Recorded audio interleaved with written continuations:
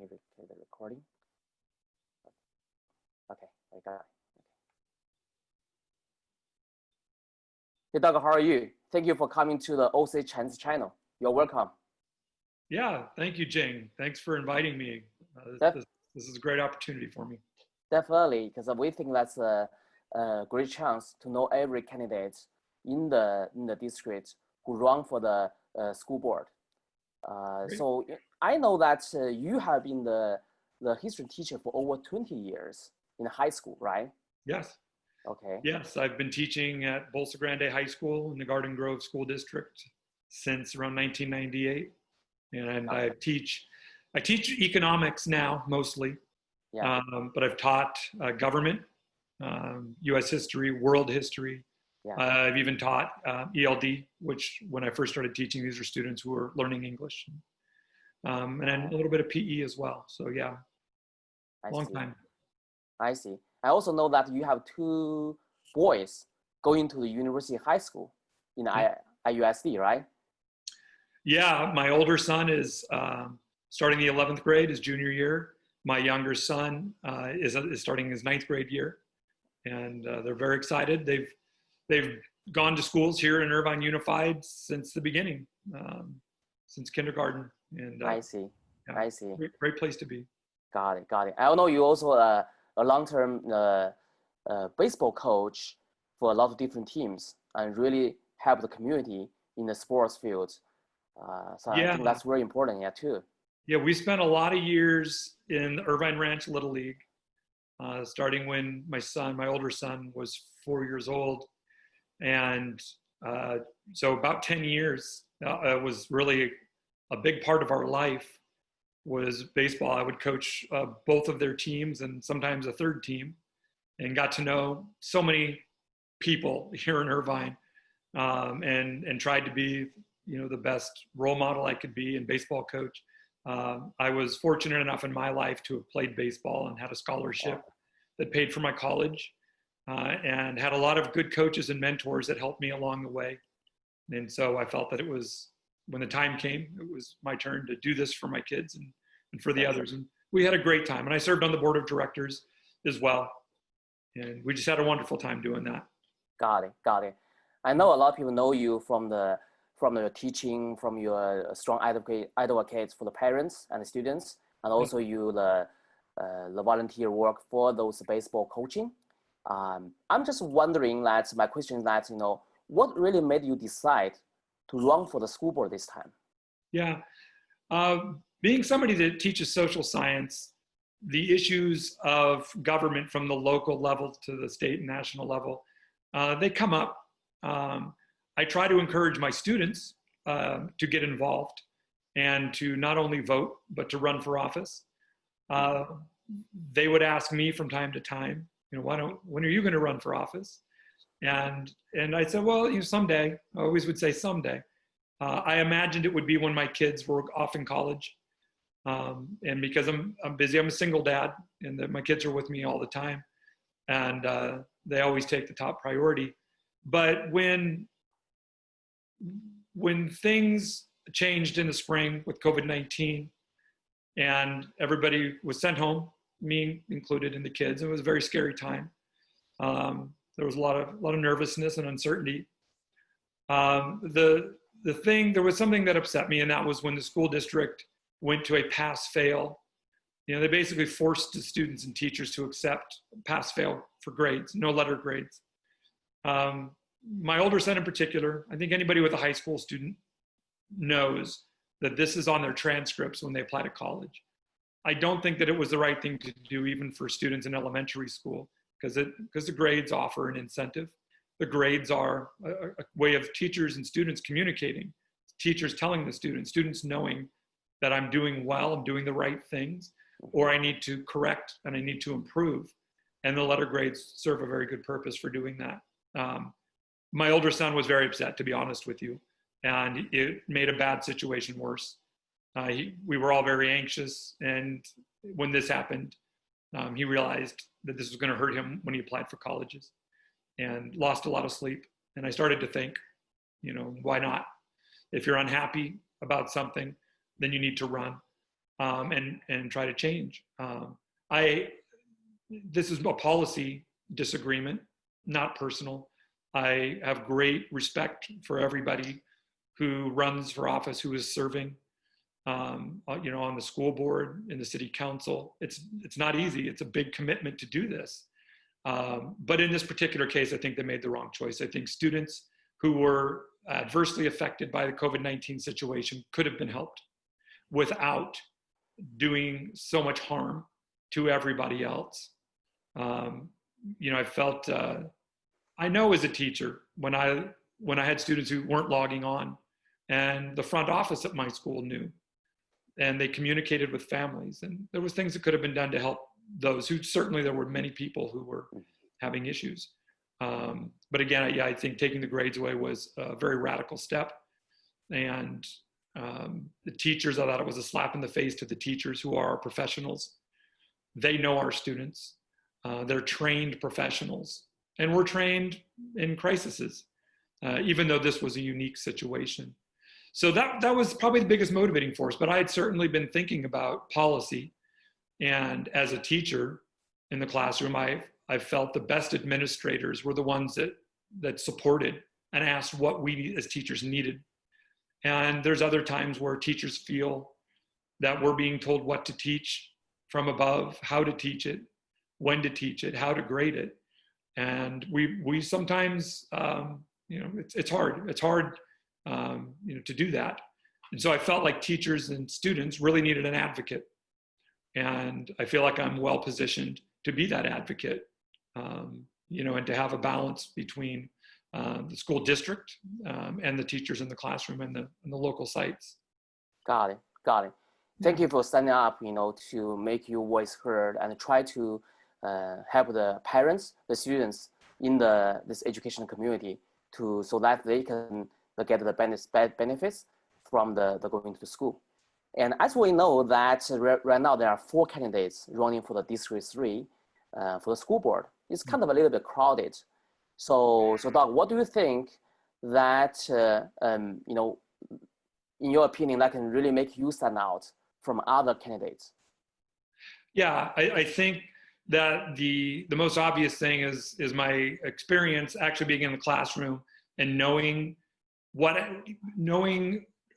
who it is that's going to have to implement district policy and what that means.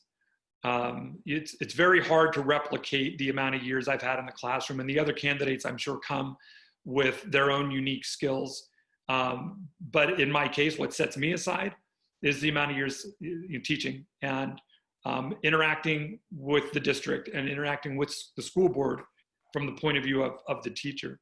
I think there's things that are unique that the school board does that have not been a part of my background. Maybe budgetary issues and things like that. I believe as an economics teacher, it'll be much easier for me to learn those things that are unique to school board members than it will for somebody who hasn't been in the classroom to understand what it's like being there. So I think that's one of the things that sets me apart. Is you talked a little bit about athletics, and we talked about my involvement in the community as a volunteer in the Little League level and the youth level. But I've also been a high school varsity head baseball coach, basketball coach, cross country coach. So I've worked within the athletic departments as well, and understand that aspect as well. I think also it's an area I think where Irvine Unified School District can do better, is with athletics. You ask anybody whose children grew up playing youth sports in Irvine, Irvine's athletic fields are the pride of the county. Totally agree, yeah. Oh, they're beautiful. The city, the great park, there's nothing better. These are professional quality fields and certain gyms and everything else for the kids. And the kids from all the other cities try to come and get fields in Irvine. The strange thing is when you get to high school, many of our friends, they leave Irvine Unified School District to go to private schools, or they'll go in some cases to public schools in other districts because they don't feel that Irvine Unified School District is serious about athletics. And I think that we're losing a lot of money. And I don't think that it's, I don't think you have to make a choice between academics and athletics. You can choose to excel at both. Many of the kids do. And that's another thing that motivated me to run, was the thought that we could do better, that our facilities at our high schools could be more in line with what the city offers, what the Great Park offers. And the amount of money that would stay in our district from students that have been leaving would pay for that. We have many good student athletes, many students who are Ivy League caliber athletes and students, or top, academic schools that have scholarships that they can get. And I think it's our duty to train them in athletics as well as we train them in the classroom. And I think everybody knows the reputation of Irvine Unified School District academically is second to none, maybe the best in all of Orange County. Totally agree with you. I think that's very important for the students, and to be especially for the Irvine Unified School District, since we have so many great facilities, such wonderful fields, the pools, and the skating tracks. That'd be very good. We have such a strong advantage to help the students in those athletic fields. And I also know that you will be really always the advocates and the champion for the students to do well in the classroom. So my next question is just that if you get elected, so what are you going to do to help the students in the classroom? I think the best thing for students is to have highly motivated, passionate teachers teaching them and feeling supported. It's a special thing in the classroom, and any teacher can tell you this, that when the doors close and you're teaching something you love, it's wonderful. When the students are receiving it and getting it. And there's times when you're teaching and well, this isn't a very good lesson today. And over the years, you learn to keep doing the things that you do well. You love to see the students' eyes light up. They want to learn. The students do. They come curious. And if you match these students up with passionate teachers who love what they're doing, who feel supported, and the teacher's not feeling like they're being forced to be something that they're not, the students feel it.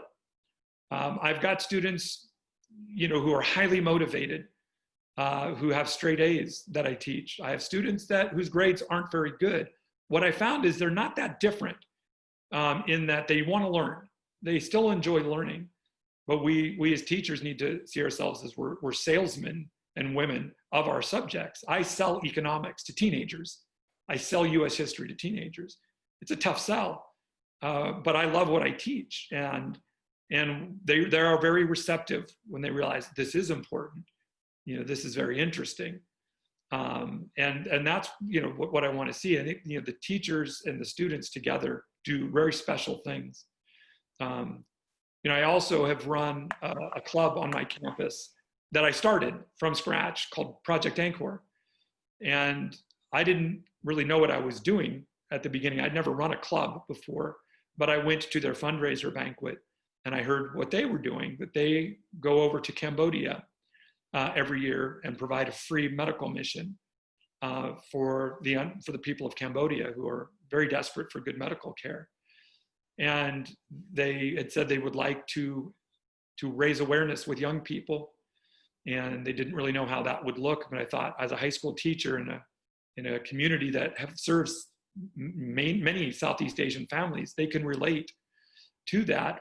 And I just started it from scratch, and I got some wonderful students. And I did a lot of the leading in the beginning, but now the students run the club. And I've been so blown away with the talents of these students and how much I've learned from them. And it's a reciprocal relationship. As a teacher, I really consider myself a professional student. I get paid to learn more every year. And I share that with my students, and they share with me. And it's a special thing. And that's what I would like to do. I'd like to help the school board and the school district, the district office, see themselves as supporting the students, that the students are at the top of the pyramid. They're the reason we're here. I want the students to feel like I am the most important thing here on the school. When they see people walk around, that they don't feel they're beneath them, but that I'm important, and my teachers and my administrators feel that, and they're here, to serve me. Thank you. Yeah. And my last question is that, the COVID-19 really has a strong impact to every single family in the school district. Mm-hmm. So I'm just wondering that if you get elected, how would you handle the COVID-19 situation? How would you like to get the students back to the school? Yeah, at the time being, it's affecting everybody's lives. It's the elephant in the room on every conversation. And it's certainly, is an important thing here with Irvine. With the kids going back to school, they're all online. I think we're doing better than in the spring when we were very new. All teachers have become adept at Zoom, maybe experts or working on it. I have so many hours on it. And I think the lessons are more effective. I think it's going to actually be a benefit in the long run. The question in everybody's mind is, when do we get back into the classroom? The school board has to take direction from the state to a certain degree, and then they give the school board discretion to make some decisions. And I think in the areas where our school board can make decisions, we need to get the students back on campus as safely as we can, but as soon as we can. I think there are all sorts of things that we're reading in the news that are negatively affecting students when they're not in the classroom.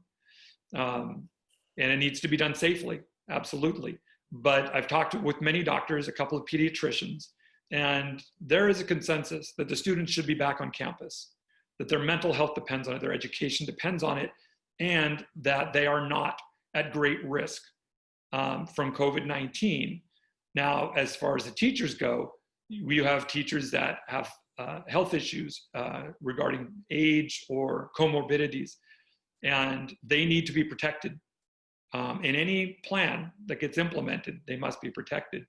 And so certainly, masks are essential, and for students and for teachers. For teachers who are not comfortable or cannot go back, I think the districts need to look at student teachers.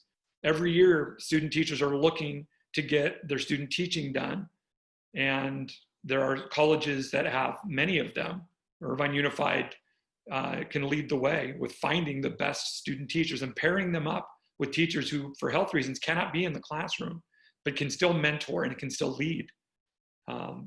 Long-term substitutes can be utilized as well. But I think most teachers are ready to go back. And I think most teachers know that if they take precautions, that they can be there for their students. And we can be first responders as teachers and be an important part of getting our students back into the classroom and helping our community in doing so.